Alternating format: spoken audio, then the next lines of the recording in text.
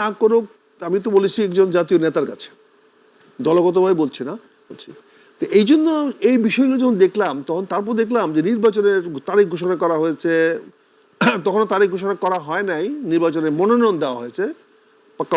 আমার কটিয়াদি পাকুন্দ এলাকা থেকে মনোনয়ন দেওয়া হয়েছে, সেখানে আমাদের নির্বাচনে অংশগ্রহণ করব না আমি আগেই বলে দিয়েছি, 1 বছর আগেই বলেছি, ঘোষণা দিয়েছি, কাজে আমাকে তো নমিনেশন কনসিডার করার প্রশ্ন ওঠে না, সেটার জন্য আমার কোনো কমপ্লেনও নাই। কিন্তু নির্বাচনে যাকে দিয়েছে তাদের সঙ্গে কথা বললাম, তারা আমার সাথে কথাও বলে না, সভাপতি সেক্রেটারি বা কথাও বলে না, অর্থাৎ আমাদের পরবর্তীতে প্রত্যাহার করা হয়েছে রাজনীতি। এই লোকগুলাকে আগামী জামাত ইসলামের কাছে বললাম, জামাত ইসলাম আমাকে সাদরে গ্রহণ করলেন, আমি জামাত ইসলামকে ধন্যবাদ জানাই, সাধুবাদ জানাই, কৃতজ্ঞতা জানাই যে আমার একজন দলছুট মানুষকে, যার কোনো দল নাই, কোনো পরিচয় নাই, যে দলহীন মানুষকে জামাত ইসলামের পতাকা তলে আশ্রয় দিয়েছে। এবং আমি দেখলাম জামাত ইসলামের আদর্শগুলোকে আমার কাছে মনে হলো, আমি বাইরের থেকে অনেক কিছু শুনেছি ওদের মধ্যে, জি অনেক কিছু শুনেছি, কিন্তু